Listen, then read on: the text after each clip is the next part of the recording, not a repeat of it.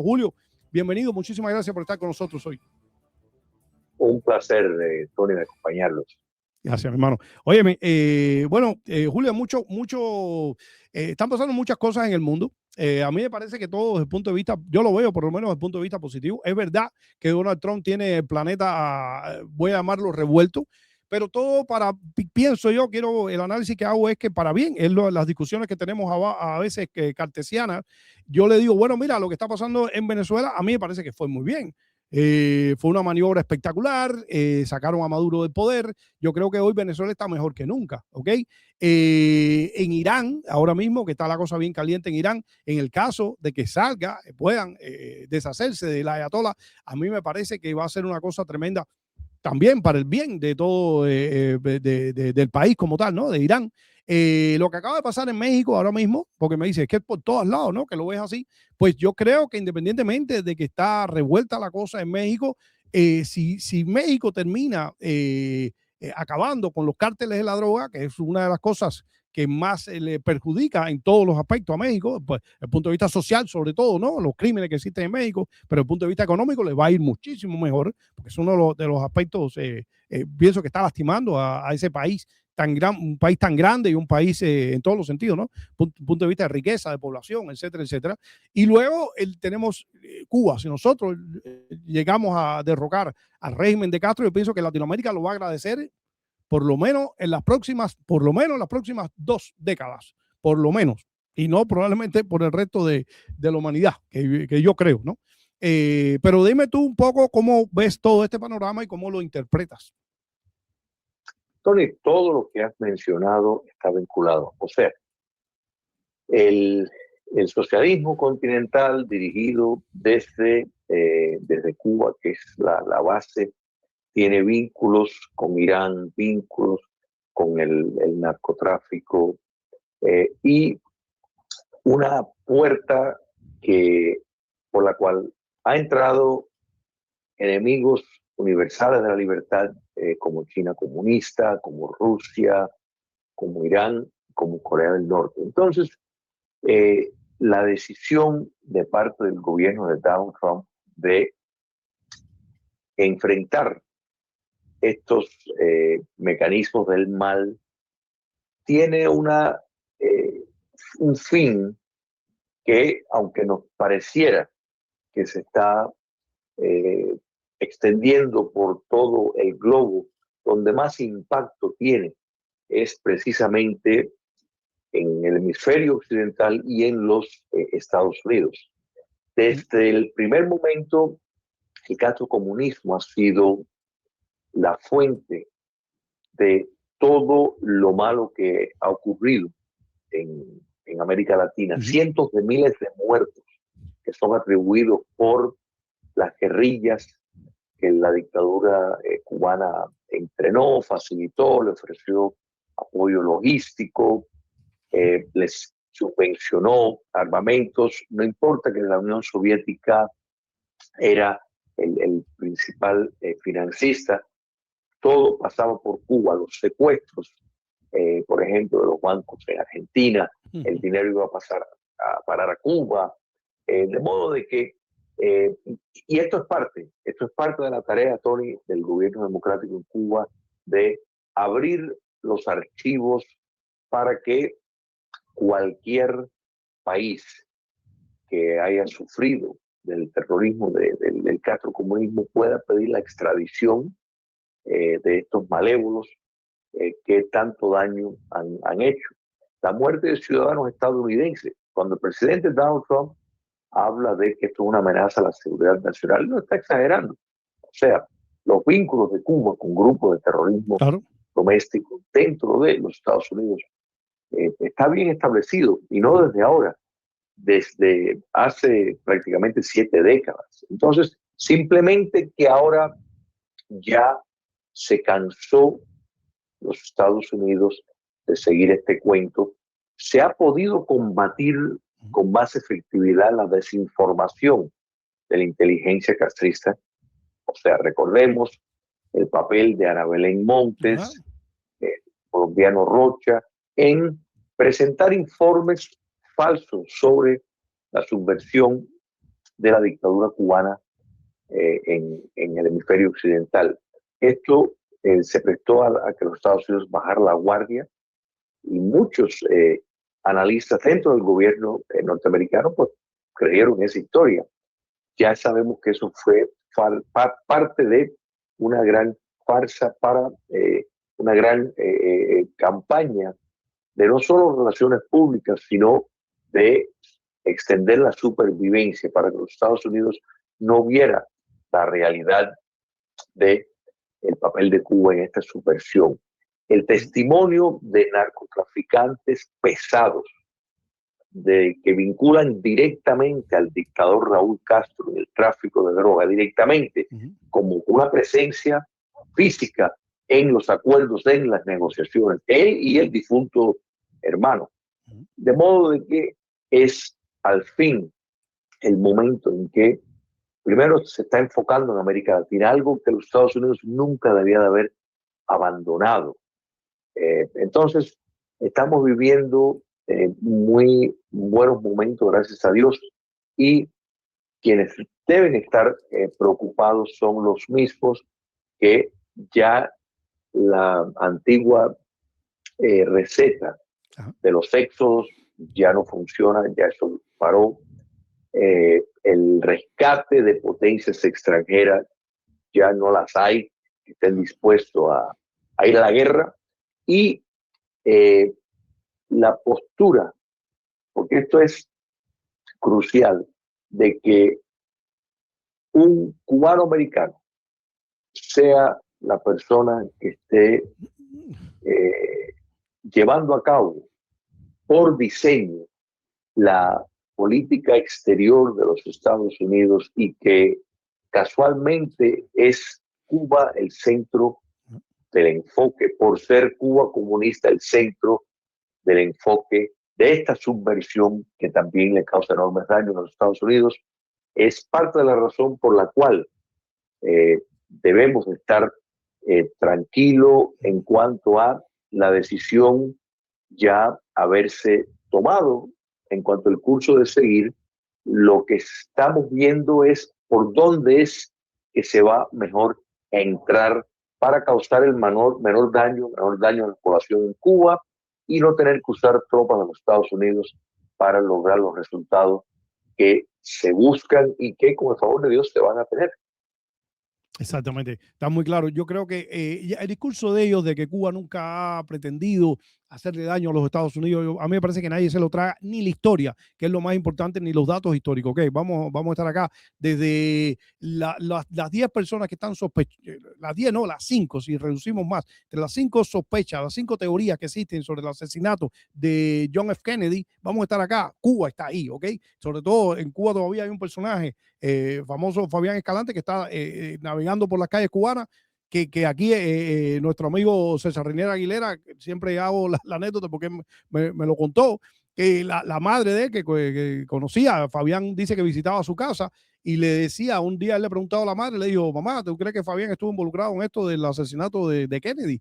Y ella le dijo una cosa muy simpática, le dice, mira, yo no sé, pero algo grande tiene que haber hecho, porque con el calor que hay en Cuba, cada vez que viene a visitarme, viene con un chaleco antibala de esos rusos que meten un calor tremendo, tú sabes. Así que el tipo andaba con chaleco antibala por las calles de La Habana, ¿ok? Así que la sospecha está ahí. Lo que tú acabas de mencionar, todos esos espías, aquí cuando se agarraron los espías, los 5 espías famosos, y se desclasificaron los documentos, ¿ok? De las cosas que el FBI empezó a hacer la investigación, y todo lo que ellos escribían, todo lo que hacían, todos los mensajes estaban ahí. ¿Y qué era lo que pedían? Sobre todo, por ejemplo, la dirección de dónde estaba ubicado el Comando Sur de los Estados Unidos. Estaban preocupados por la puerta principal, dónde se entraba, cómo era adentro, dónde estaba el baño. Querían ubicar, tener un mapa de dónde, cómo estaba el Comando Sur. ¿Para qué es eso? Bueno, yo no creo que tenían ni siquiera la energía o los recursos para invadir o hacer un ataque al Comando Sur, pero tal vez para vendérselo a otros, sí, ¿no? Decir, oye, mira lo que tengo acá, a Irán, a Rusia, no sé, a que quisiera hacerle daño en un momento determinado. Eso es lo que ha hecho Cuba durante todo este tiempo. Así que es curso que nunca hemos querido hacerle daño a los Estados Unidos. Yo creo que eso no se lo traga a nadie, ¿no? ahora mismo están en una situación que, bueno, tienen que echar para atrás, como dice Guairo, dar marcha atrás para atrás y tratar de hacer negociaciones, ¿no? Pero a mí me parece que, Julio, que están en una situación, quiero pensar yo eso, ¿no? Lo que tocabas decir, lo están presionando por todas partes. Ahora, quiero ir a un tema acá que me parece que está ahora mismo en el tapete. Estas negociaciones entre Cuba y los Estados Unidos, lo que se ha hablado, que a mí me parece que es una cosa trivial quizás sobre quién es el que está llevando a cabo esas negociaciones. La semana pasada hubo un escándalo, un debate en todas las redes sociales de que si era el famoso cangrejo, que si el cangrejo no tiene capacidad para hacerlo. A mí me pareció siempre desde el principio una falta de respeto decir semejante cosa. Vaya, desde el punto de vista de la importancia. Yo digo que Cuba nunca en 67 años, las negociaciones más importantes que está teniendo Cuba, en este caso el régimen, ¿no? En los 67 años de existencia, son estas. Decirme a mí que están poniendo al cangrejo para que negocie, que este impas que tienen, para llamarlo de alguna forma, a mí me parece que es una estrategia de ellos como para minimizar o para, yo no sé, abochornar al gobierno de los Estados Unidos, ¿no? ¿Cómo tú lo ves? Bueno, mira, hay que entender que una de las cosas que menos se sabe, y eso es por la naturaleza del oficio, es cómo la inteligencia y la contrainteligencia llevan a cabo campañas de desinformación, o sea, campañas donde lanzan determinadas noticias que una noticia pues no va a haber forma de tal vez comprobar, pero siembra una serie de dudas y lanza un misterio. Por ejemplo, los Estados Unidos lleva diciendo que están hablando con personas dentro de Cuba comunista. Entonces, imagínate el buró político, determinadas esferas dentro de la estructura eh, de peso del régimen castrista, que se tienen que preguntar tal vez si no están hablando con ellos, bueno, ¿con quién están hablando? Porque algo está clarísimo. La operación del 3 de enero tiene que haber contado con una colaboración dentro de la inteligencia castrista y las Fuerzas Armadas de Venezuela.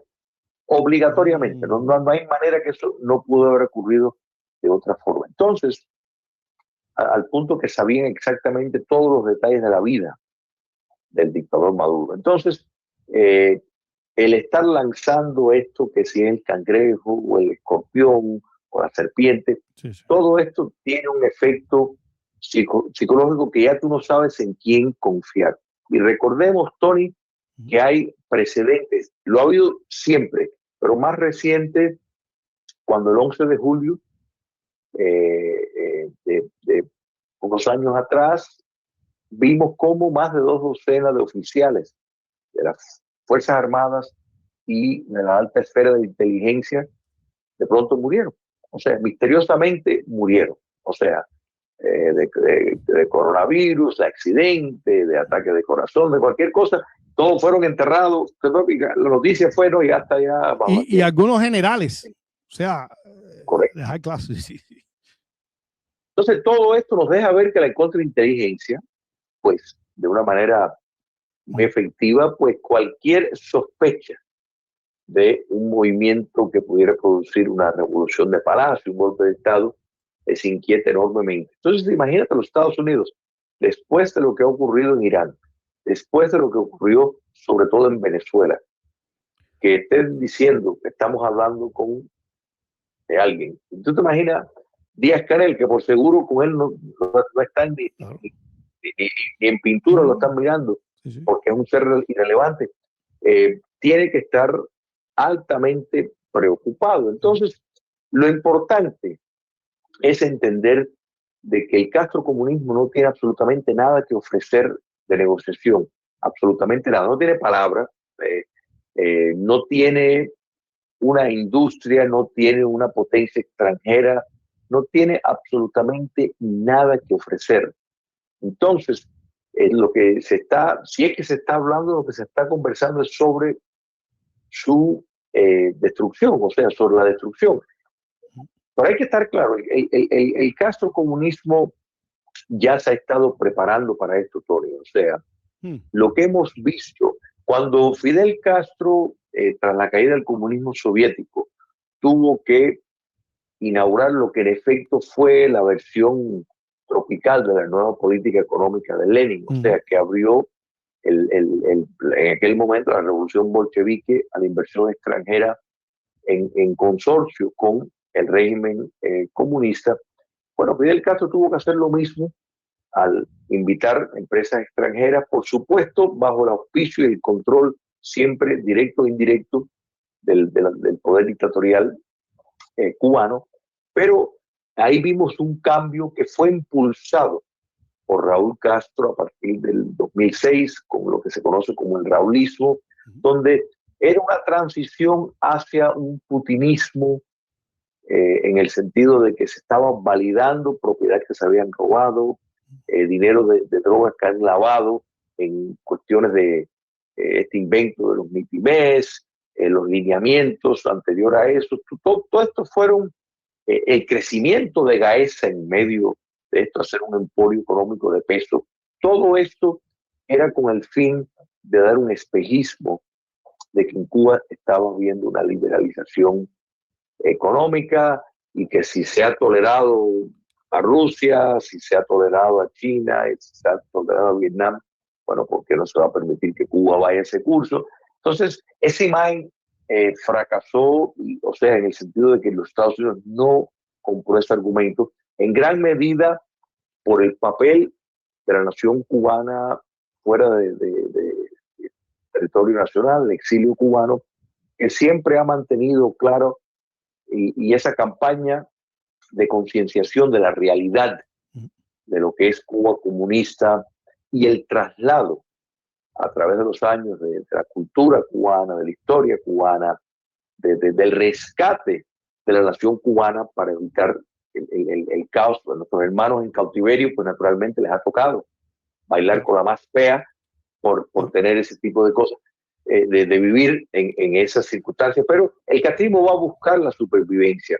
Pero hay una realidad matemática, y esa es que sin el petróleo que ellos necesitan para revender, sin recursos, con en efecto un bloqueo, esto sí es el verdadero bloqueo, pues no tienen los medios para poder alcanzar lo que han alcanzado por casi 7 décadas, y eso es la supervivencia exitosa.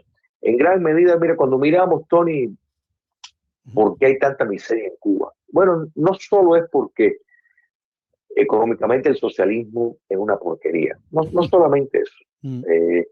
Hay que entender que hay un enorme, y tampoco es solo por el robo masivo de más o menos 15 a 20 familias que se han encargado de explotar y robar toda la riqueza de Cuba, ¿no es verdad? Pero no solamente eso.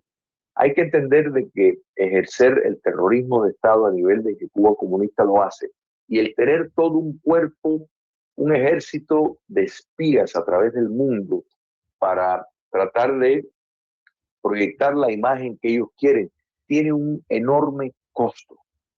Entonces, eso siempre ha sido una prioridad. La calidad de vida en Cuba de los ciudadanos, eso no les importa. A ellos no les importa porque ellos, como todos los videos, fíjate que ni aún en el estado de penuria que vemos a algunos de los miembros del buró político bajar de peso. Siguen siendo bastante gorditos.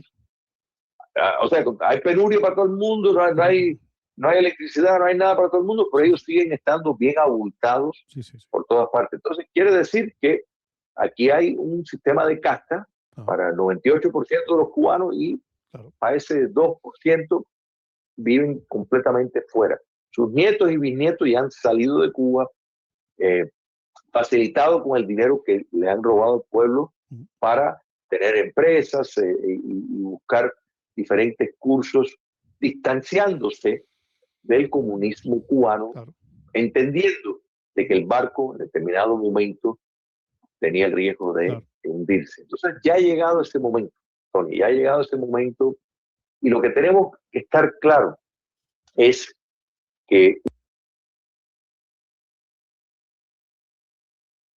una cosa es el proceso de liberación, o sea, la caída física del castrocomunismo, sí, pero después, ya cuando entre la democracia cubana en función, los mecanismos que hay que tener en vigencia para asegurar de que no vuelvan al poder en una generación o menos. Y eso claro. es la justicia transicional, proceso de descomunización, donde toda la simbología, todas las prácticas, todas las instituciones del castrocomunismo tienen que ser abolidos. Tiene que haber una rendición de cuentas, no, ni siquiera.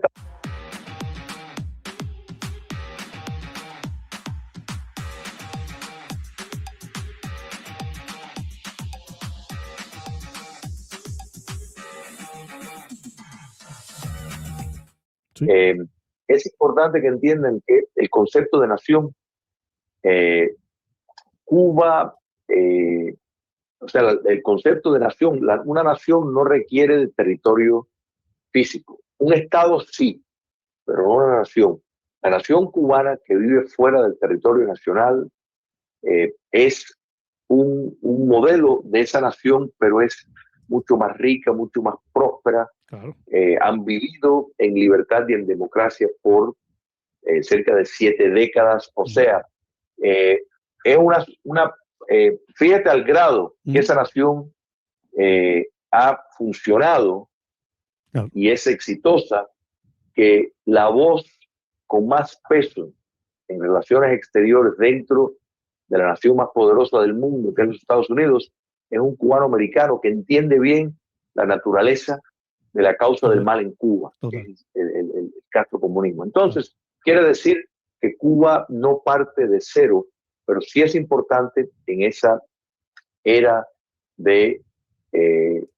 ya de libertad, en democracia, que se tome el curso para asegurar que se pueda resguardar esas libertades sin la amenaza de que retornen al poder nuevamente. Así mismo. Mira, diste ahí unos datos bastante interesantes que me llaman mucho la atención. Tenerlo en cuenta, sobre todo los amigos que nos escuchan en Cuba también, ¿no? Que esto es muy interesante, lo de la nación y el Estado, la diferencia como tal, ¿no? Nosotros como nación somos cubanos, ¿no? El Estado requiere un territorio, pero la nación es esta que está, esa diáspora que está regada por el mundo, forma parte de la nación cubana. Y hay un dato muy interesante que nosotros lo estudiamos cuando estaba en televisión, fíjate, se estudiaba de esta forma. Se decía que los Estados Unidos tenían, en dato que daban hace unos años atrás, 50 millones de ciudadanos de habla hispana, ¿ok? Como yo trabajaba en el mercado de televisión hispana, pues ellos lo consideraban de la siguiente manera. Decía que si los hispanos en los Estados Unidos fueran un país como tal, que lo son, ¿no? Porque consumen productos en español, que son en este caso los medios de comunicación, fueran solamente superados por México, que tiene una población, bueno, creo que ya van por 140 millones de habitantes México, más lo que suma lo que tienen aquí en los Estados Unidos, probablemente se monten en 100 millones de habitantes, pero fuera de México, Estados Unidos sería entonces el país más poblado desde el punto de vista hispano. No hay otro país. España creo que se monta en los 35, 40 millones de habitantes. Argentina, ¿por dónde está también? Ya Argentina tiene 42 millones de habitantes. Mira a ver España cuánto tiene, pero creo que está por ahí. Y más ningún otro país de habla hispana, ¿ok? Tiene tanta población como lo que tienen los Estados Unidos. Pero aquí es donde viene el dato bien interesante, que si los Estados Unidos entonces fuera una nación, ¿cuánto? 49. 49 España, no llega a los 50 millones y ya probablemente aquí vivan más de 50 millones de hispanos, ¿no? De habla hispana. Pero vamos a suponer que fuera un país, los hispanos que vivan dentro de los Estados Unidos, fuera el país de mayor poder adquisitivo del mundo, ¿ok? Porque son tienen, ¿sabes? Son prósperos lo que vive aquí. El Producto Interno Bruto per cápita de los Estados Unidos es muy interesante comparado con el resto del mundo. Por tanto y demás, si ahora lo minimizamos un poco, ¿no? A los cubanos que están en Miami, Julio, no, los cubanos, el exilio, el éxodo ha estado manteniendo a Cuba durante todo, probablemente las últimas 3 décadas, me atrevería a decir. a través de las remesas, que una de las, después de, supuestamente ellos siempre señalaban que después del turismo, las remesas, pero el turismo viene y va, porque cuando hay crisis, viene la pandemia, qué sé yo, el turismo no, o sea, como ahora, está muerto, pero las remesas siguen llegando a Cuba. So, probablemente sea durante mucho tiempo el secreto de ellos, número uno, de decir de la entrada de dinero aquí me llega. O sea, lo que ellos sacaron de Cuba, ese régimen sacó de Cuba, obligó a vivir en el exilio, hoy en día viven de eso. O sea, nos tienen prácticamente chantajeados, ¿no? En ese aspecto. Pero todavía no pasa nada. O sea, nosotros de aquí, de Miami, se nos escapa para Cuba todos los años un promedio de 3, 4 mil millones de dólares. Y la ciudad de Miami no se lo siente. O sea, me imagino que en un momento determinado, si alguien hace un balance, debe estar afectando de alguna forma, ¿no? Que se esté escapando ese dinero de aquí, de la ciudad. Eso es como un déficit presupuestario que tiene la ciudad de Miami, un dinero que se va y que no entra de ninguna forma. Pero no lo sentimos. O sea, mira tú el poder adquisitivo que existe en esta ciudad. Eso es lo que se está perdiendo una Cuba libre como tal, ¿no? Esas oportunidades de inversión, esas oportunidades de crecimiento, que es lo que ellos no han permitido y como obviamente no sale a relucir y no existen tampoco vías ni medios para discutir ese tema, pues se queda todo ahí en la incógnita, ¿no? Ni hablemos del tema. Sigamos andando y que pase lo que pase. Ahora, Julio, a mí me parece, yendo a la práctica, cuando todo el mundo se está preguntando, pero ¿cuándo va a pasar? Incluso los comentarios que hay dentro de Cuba, yo cuando tengo la oportunidad de conversar, me mandan muchos mensajes por acá, tú sabes, a través de las redes sociales y eso. Y el termómetro que tenemos es que el pueblo cubano está ansioso porque pase, pero que pase ya. O sea, esa desesperación que tiene, que diga, bueno, sí, nosotros podemos aguantar esto que está pasando, porque llevamos 67 años pasando miseria de trabajo, de una forma u de otra, pero queremos que pase ya. A mí me parece, yo no sé, si te hago esa pregunta, que es también un poco complicada, ¿qué, cómo, a qué hora va a pasar, no? Yo creo, el análisis que yo hago, Julio, a ver si tú coincides conmigo, es que hasta que el gobierno de los Estados Unidos, en este caso Marco Rubio, Donald Trump, no empiece a confiscarle, es mi sueño de empezar a ver esto ya, confiscarle las cuentas, porque hasta ahora ellos no se están sintiendo eludidos, ¿no? Con respecto a esto. Dice, bueno, a mí me están pasando las balas por aquí, pero no me están dando. Ok, sigo yo en lo mismo. Sigo en la represión en Cuba, sigo las negociaciones estas, la de tú sabes, la demagogia, mando a Bruno Rodríguez a hablar basura para allá para la ONU, al otro lo mando para allá para Europa para que siga diciendo cositas, y yo sigo acá, no me estaré echando el dinero que me estaba entrando anteriormente, porque como el turismo está completamente detenido, no hay vuelos en Cuba, pues el dinero no es el mismo, obviamente, pero hasta ahora no están perdiendo plata. El día que empiece a aparecer la primera confiscación, que a mí me parece, tú me dirás, ¿no? Que eso tal vez no es tan complicado, se sabe que tienen testaferros alrededor del mundo, se sabe que tienen empresas en Panamá, se sabe que tienen hasta un banco en Londres, hasta que no empiecen a confiscar y le hagan pasar un susto, que le diga, mira, a la compañía tal que sé que es tuya, esto es lo que le acaban de hacer a Maduro ahora mismo en Suiza, le acaban de confiscar nada más y nada menos que creo que la fiorella de 880 creo, millones de dólares. Le acaban de confiscar. Eso duele, eso ahí les empieza a afectar. ¿No crees tú que es ahí donde hay que llegar definitivamente?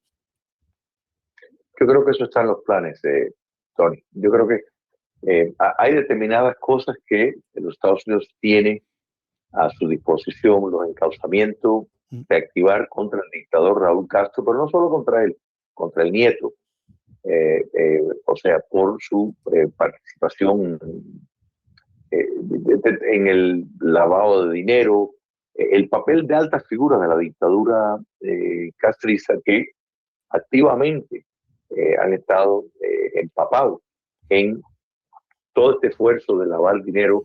Ellos creen que, por ejemplo, que las cuentas en Panamá están seguras, pero no lo están. No lo están porque la relación que tienen los Estados Unidos con Panamá es mucho más sólida que la que es la influencia del castrismo.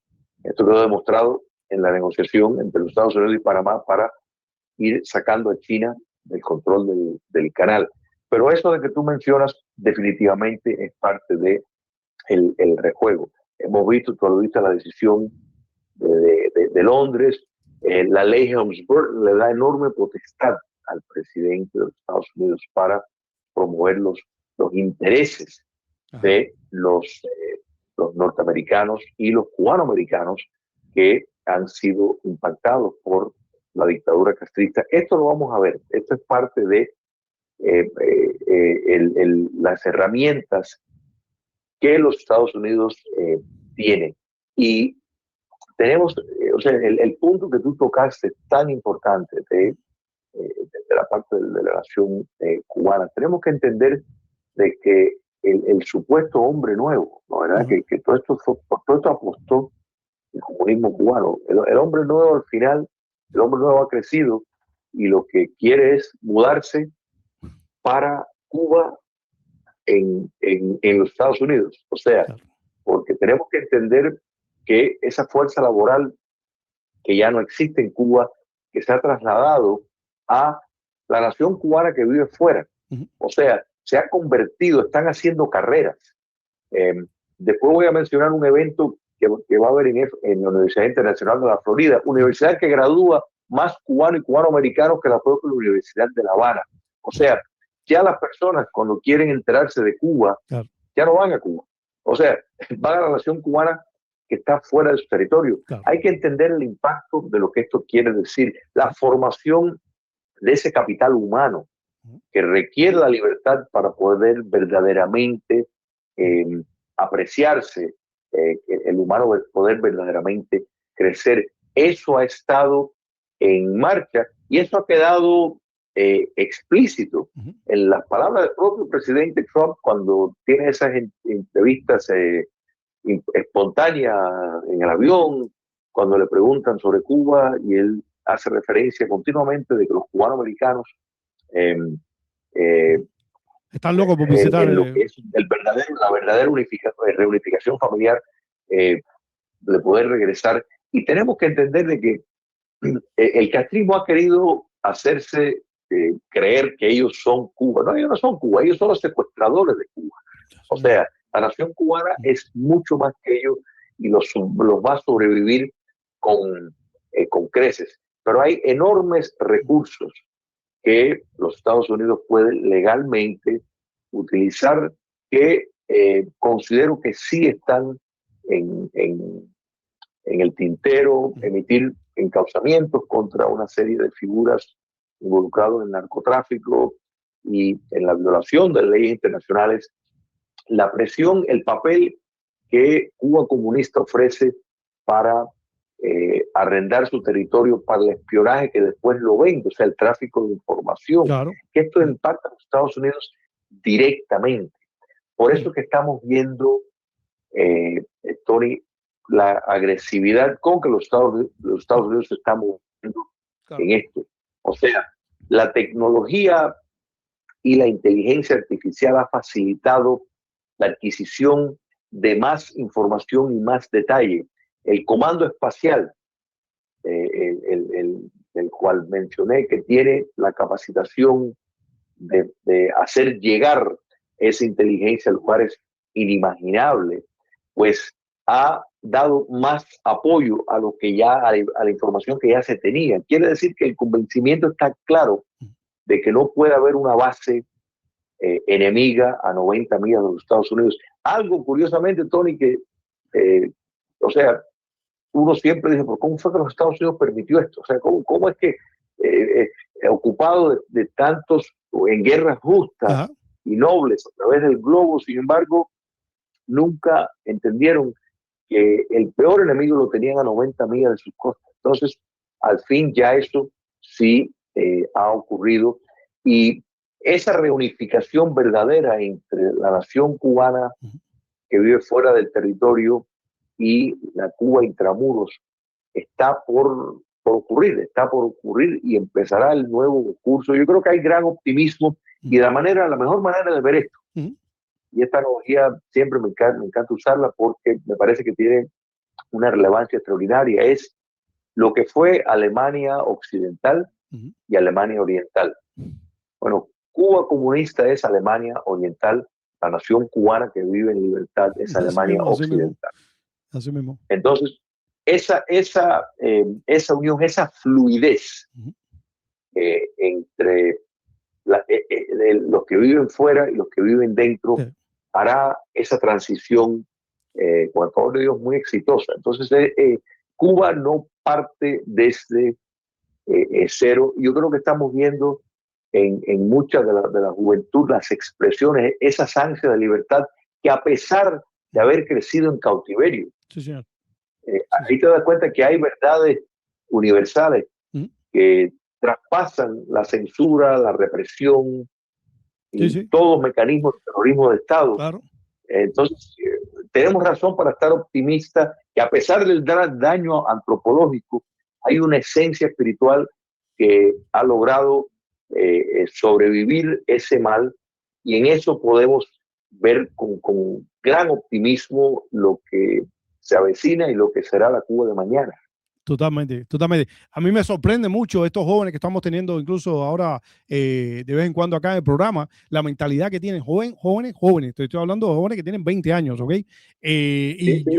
Alguien me dijo, tú no has notado que tienen como casi, le pudiera llamar hasta un ultra, ¿no? Ultra, que le puede llamar ultraderechista, ¿no? Pero son hasta libertarios, ¿ok? Tienen una mentalidad económica de cómo debe funcionar la libertad económica en Cuba, a nivel del libertarianismo, tú sabes, son a la onda Milei, vaya, tú sabes, libertad absoluta. Y entonces lo están pidiendo con unas ansias tremendas. Yo creo que están bastante claros de toda la mentira de 67 años. Yo creo que es obvio, las discusiones, los debates lo ponen sobre la mesa, que esto es muy importante, sobre todo para la audiencia, como tú acabas de decir anteriormente, la audiencia que está en Cuba, que yo creo que es muy importante, probablemente la que más nos interesa que escuche este tipo de cosas, que lo que nos han embutido estos personajes es en crear una guerra obtusa, absurda, totalmente con los Estados Unidos, cuando le pudimos haber sacado un provecho tremendo a tener como vecinos a los Estados Unidos tan cerca, ¿ok?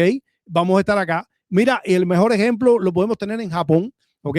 Japón fue un país donde los Estados Unidos lanzaron 2 bombas nucleares en Hiroshima y Nagasaki en el año 45, en agosto del 95, ¿ok?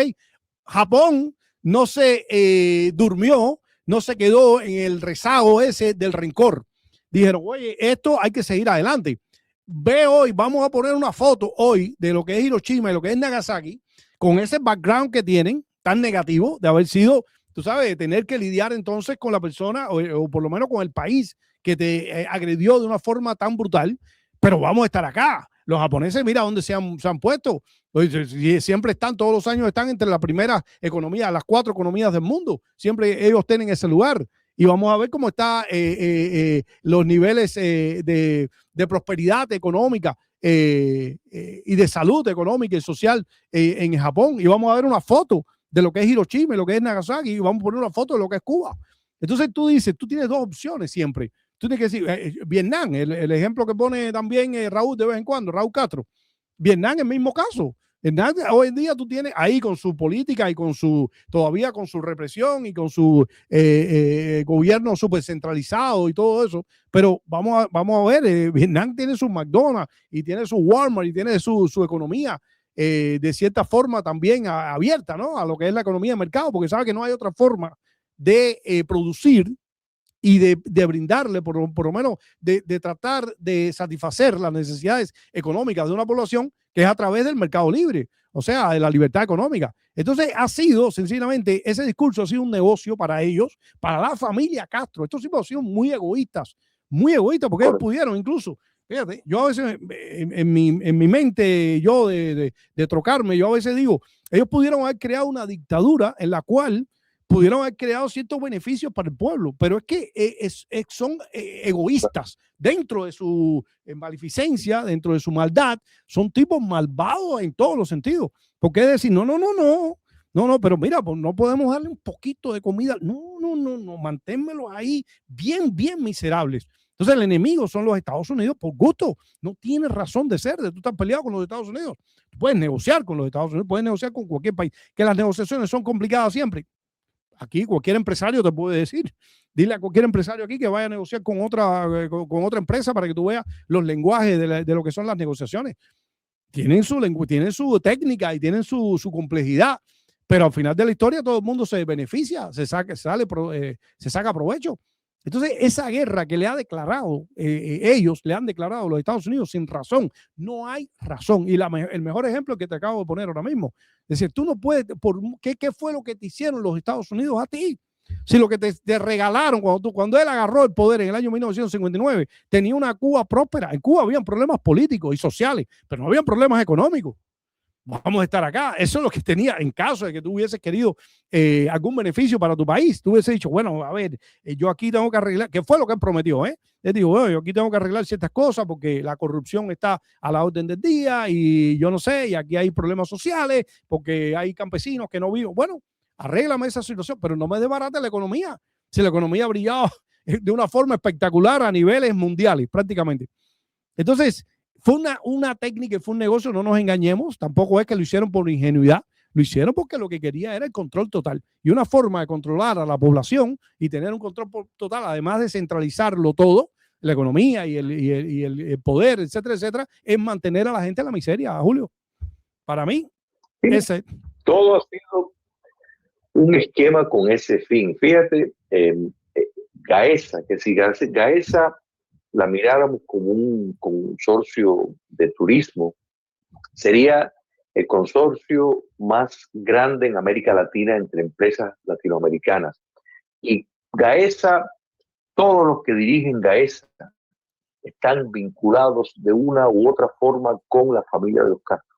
Entonces, se ha confeccionado un sistema para básicamente enriquecer a 15 o 20 familias, e enriquecerlo de una manera desproporcional con cualquier multimillonario en un país democrático, porque han sido amparados por un sistema legal que los protege de cualquier crimen que pueden cometer, de cualquier abuso, no hay ningún escrutinio legal. Entonces es en efecto establecer un reinado para ellos abusar y tener a una fuerza cautiva. Pero ellos, entre los muchos errores que han cometido, ellos sobreestimaron la capacidad de la represión para embrutecer las personas, y segundo, subestimaron el buscar que las personas se fueran del país pensando que el problema le habían quitado de encima. Porque primero, el sobreestimar la represión, los cubanos entienden bien con el ejemplo que tú estás usando, solamente un caso en punto, de esa juventud plenamente criada en cautiverio y sin embargo entienden el problema perfectamente bien. Lo vimos el 11 de julio ya de una manera clara, lo seguimos viendo. Muchas de las personas que tú has tenido en tus programas claramente demuestran un conocimiento de la realidad, del mal que los azota. Exacto. Y los cursos necesarios para buscar las vías de liberación y salvación espiritual necesarias para la nación cubana. Y subestimaron lo que es alimentar ese concepto de nación que en vez de disminuir en los Estados Unidos se acrecenció, se engrandeció, mejor dicho. El ejemplo, por ejemplo, que tú has usado de Vietnam, podemos incluir de China, el éxito que ha tenido el comunismo chino, el comunismo vietnamita, es que tuvieron, en el caso chino, la colaboración de la diáspora china, los de Taiwán, Macao y Hong Kong, en cuanto a invertir y apuntalar el modelo chino. Fueron los primeros en dar dinero para eso. Sin embargo, el caso cubano, eso no se ha dado. No es porque el castrocomunismo no intentó, porque le hicieron determinadas ofertas a personas en el sector médico, en el sector del azúcar, a cubanos fuera de la isla, y no les interesó. No les interesó porque, y ahí es donde está el traslado de nación.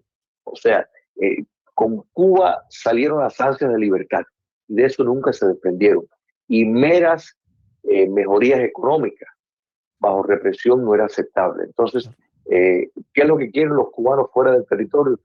No solo las mismas oportunidades económicas, sino la misma libertad para pensar, para decir lo que te da la gana, para poder elegir a tus representantes en elecciones válidas y competitivas. O sea, todas estas garantías que tiene una sociedad civilizada, bueno, también lo queremos para nuestros hermanos en la isla. Entonces, ahí el castrocomunismo nuevamente no ha entendido el cubano, al punto que hoy en día los Estados Unidos son enormemente queridos por los cubanos en la isla y los Claro. recién llegados, o sea, los quieren a muerte. ¿Por qué? Bueno, porque precisamente es el polo opuesto Claro. de lo que ha querido representar el comunismo Claro. cubano. Así que el tiro las ha salido por la culata en Total. todo. Y ya Claro. es hora de rendir cuenta, ya es hora ya de cerrar este capítulo para empezar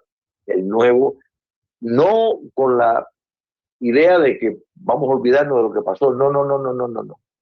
Hay que, para precisamente, y siguiendo los modelos que vimos con el nacionalsocialismo de Alemania, por ejemplo, es la única manera de tener leyes antisistemas.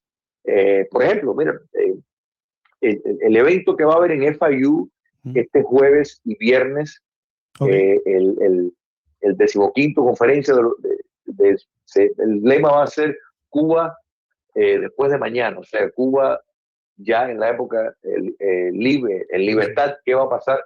27 paneles. Patria de Martí va a estar el viernes y el panel que vamos a tener es por qué se debe ilegalizar el Partido Comunista. Buenísimo, buenísimo. O sea, vamos a hacer una argumentación de la necesidad para defender la libertad y la democracia. Hay que ilegalizar el Partido Comunista porque no es un partido en el sentido que vemos en el mundo libre, en Occidente, sino es una maquinaria de guerra que busca destruir el sistema. Así que precisamente para garantizar la existencia de la libertad y el modelo democrático, hay que legalizarlo. Pero todo esto, y fíjate que hacemos un recorrido de los 67 años de vida fuera del territorio nacional, y Cuba ha sido presente, Tony, no importa cuándo la persona llegó. O sea, el tema de Cuba, la importancia de Cuba, ha seguido siendo el mundo en que los cubanos viven.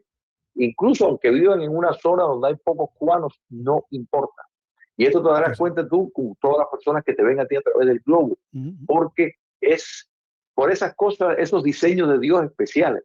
Yo creo que el cubano, sin lugar a dudas, reúne unas características que en los planes de Dios tiene algo muy especial, y eso explica ese constante, la verdad, esa insistencia en no olvidar de dónde vinimos y por qué vinimos. O sea, no vinimos porque, bueno, ya nos cansamos de vivir uno, no, por la ausencia de libertad. Así mismo, Julio. Definitivamente. Bueno, la invitación está hecha jueves y viernes el FIU. Seguro que lo van a transmitir porque ustedes transmiten simultáneamente, ¿no? Cuando están ocurriendo estos eventos a través de la página. Este evento no lo vamos a transmitir porque nosotros vamos a participar en uno de los 27 paneles, pero el evento no es de nosotros, es del Centro de Investigación Cubano de la Universidad Internacional de la Florida. No va a ser, no se va a transmitir en vivo, pero sí quedan invitados al evento, que de nuevo es el evento más grande que se tiene sobre específicamente Cuba, porque es un evento de 2 días y los temas todos abordan sobre los proyectos para Cuba una vez que el régimen ha caído. Eso es muy interesante, y el FIU siempre ha hecho unos trabajos muy yo recuerdo, perdí un poco el rastro, pero alguien, creo que el Departamento de Arquitectura tenía unos proyectos muy interesantes. Lo tienen todavía, ¿no? Que era como una maqueta, incluso habían hecho de todo lo que se pudiera hacer. Correcto. Sí, quedó muy bueno, sí, efectivamente. Efectivamente.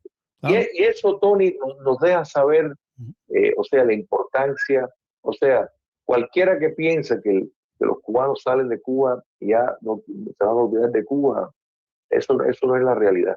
O sea, la historia nos ha demostrado todo lo contrario. O sea, Cuba sigue siendo un presente, y con ya en la era democrática la fluidez que va a haber entre Cuba y lo que es la diáspora, el exilio, esa nación fuera, va a ser extraordinaria. Así que no Nos espera grandes días.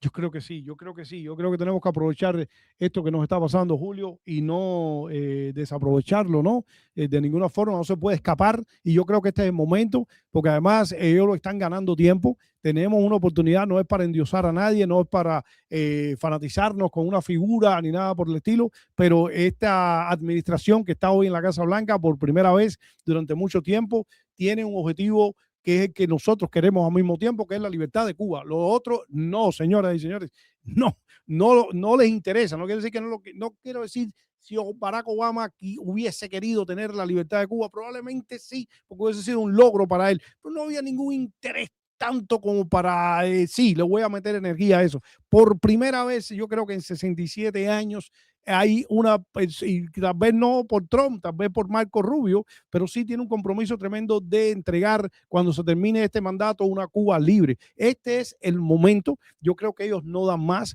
Yo creo que ahí se acabó también la era esa de Fidel Castro, que era un maléfico, pero lamentablemente con una, ¿cómo se puede decir? Un talento para la maldad increíble. Ya ahí no queda eso tampoco, porque ahí tampoco hay personajes de ese nivel, tampoco tan obsesionados, tan megalómanos, ¿no? Como era Fidel Castro. Yo creo que estos tipos están ahí porque quieren, bueno, también el otro quería poder, estos quieren dinero, son dos cosas completamente diferentes, es mi análisis. Fidel quería el poder, se sentía bien teniendo el poder y controlando a la gente, mandando el que le diera la gana para la cárcel y fusilando el que le diera la gana. Esa era la enfermedad de Fidel Castro. Estos que están ahora, la enfermedad es que tienen un hambre de dinero apoteósica. Por eso yo estoy diciendo que esto se va a acabar el día que yo vea la noticia, que empezaron a confiscar. Mañana sale, le confiscaron a fulano de tal, al cangrejo, al elefante, yo no sé a quién, tanto le cerraron la cuenta que tenía en tal lugar, como la que van a hacer de hacer a Maduro ahora en Suiza. Yo creo que a partir de ese momento va a haber un antes y un después, acelerado, de decir, vamos a ponernos de acuerdo con esta gente porque nos vamos a quedar sin país y nos vamos a, sin la finca que dejó Fidel Castro la van a cerrar, no vamos a tener nada y nos vamos a quedar nada más sin dinero en la calle y nos van a pasar la cuenta también porque hay mucha gente con una sed de venganza que esa gente va, la parte democrática, la parte civilizada va a tener que parar. Esa gente nos lo dijo el otro día un amigo desde Cuba que lo tuvimos aquí invitado, me dijo, me preocupa que respiro en la calle una sed de venganza muy, muy, muy peligrosa. Así que yo creo que este es el momento, Julio, hay que ver cómo se hacen las cosas, pero tenemos que andar bien, bien, bien fino. Así que te agradezco, como siempre, tu visita aquí en el programa. La invitación es hecha nuevamente el jueves, tempranito jueves, como vi ahí a las 8:30 de la mañana, hay que levantarse temprano, pero el viernes es un poquito más fresco a las 6 de la tarde en el FIU. No. Los dos son de 8:30 a 6. ¿Todo el día? Todo el día. Es un maratón ahí entonces lo que van a tener. Bueno, pues buenísimo. Buenísimo. I love it. Bueno, pues eso da más ventaja porque así tienes todo el día para ir y darte una vuelta por ahí en un momento determinado. Bueno, pues ahí está. La invitación está hecha, señores y señores, esta semana, jueves y viernes, a partir de las 8:30 de la mañana hasta las 6 de la tarde en el FIU. Como dirán amigos ahí, Julio Chilling. Así que gracias, Julio, una vez más. Como Tony, un placer y siempre a vuestra disposición. Gracias, mi hermano. Ahí nos vemos. Cuba Libre.